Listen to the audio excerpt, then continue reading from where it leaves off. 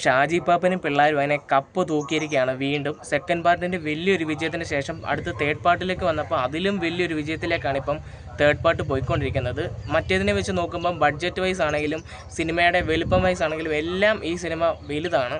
അപ്പോൾ ആ ഒരു വലുപ്പം നമുക്ക് കാണുമ്പോൾ അത് ഫീൽ ചെയ്യുന്നുണ്ടെന്നുള്ളത് തന്നെയാണ് ഇതിൻ്റെ ഏറ്റവും വലിയൊരു എനിക്ക് ഭയങ്കര ഒരു ഇഷ്ടപ്പെട്ട ഒരു സംഭവം. പിന്നെ അതുപോലെ തന്നെ പ്രൊഡക്ഷൻ ക്വാളിറ്റി ആണെങ്കിലും ആ ഒരു പാസ്റ്റ് കാലഘട്ടത്തിലൊക്കെ അവർ ചെയ്തു വെച്ചിരിക്കുന്ന മേക്കിംഗ് എന്നൊക്കെ പറഞ്ഞു കഴിഞ്ഞാൽ നമുക്ക് ഒരിക്കലും വിശ്വസിക്കാൻ പറ്റാത്ത രീതിക്കത്തെ ഒരു മേക്കിംഗ് ആണ്. ഒരിക്കലും ആട് ഫ്രാഞ്ചൈസിലെ ഒരു സിനിമയിൽ ഇങ്ങനെയൊക്കെ ഒരു മേക്കിങ്ങിൽ ഒരു സംഭവം വരുമെന്ന് നമ്മൾ ഒരിക്കലും പ്രതീക്ഷിക്കുന്നില്ല. അമ്മാതിരി നല്ല രീതിക്കത്തെ മേക്കിങ്ങും ക്വാളിറ്റി ഫീൽ ചെയ്യുന്നുണ്ട് നമുക്ക് ആ ഒരു സിനിമ കാണുമ്പം. എന്തായാലും ഈ ഒരു സിനിമ ജയസൂര്യയുടെ ആദ്യത്തെ 100 കോടി ആയിരിക്കുമോ എന്നുള്ളൊരു ടോക്കാണ് ഇപ്പോൾ ഇൻഡസ്ട്രിയിൽ പൊയ്ക്കൊണ്ടിരിക്കുന്നത്.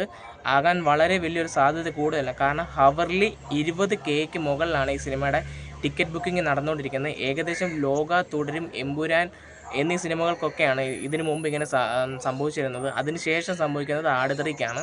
എന്തായാലും നല്ല രീതിക്കത്തുള്ളൊരു പുഷ് ഈ ഒരു സിനിമയ്ക്ക് ഉണ്ടെന്നുള്ളതാണ്. ഇപ്പം കേരളത്തിൽ തന്നെ ആണെങ്കിലും തിയേറ്ററുകളിലെല്ലാം നിറഞ്ഞ സദസ്സോടുകൂടി ഹൗസ്ഫുൾ ഷോസ് തന്നെയാണ് ഈ ഒരു സിനിമ കളിച്ചുകൊണ്ടിരിക്കുന്നത്.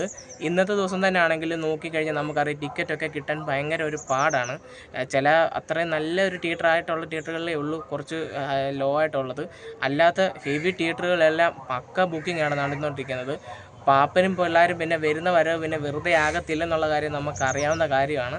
എന്തായാലും ഈ ഒരു സിനിമയുടെ കളക്ഷനൊക്കെ ഏകദേശം ഇപ്പം പറയുന്നത് 5 കോടിക്ക് മുകളിൽ ഉള്ളൊരു ഫസ്റ്റ് ഡേ കളക്ഷൻ ആയിരിക്കും ഈ സിനിമയുടെ എന്നാണ് ഏകദേശം ഒരു കണക്കൂട്ടൽ പറയുന്നത്.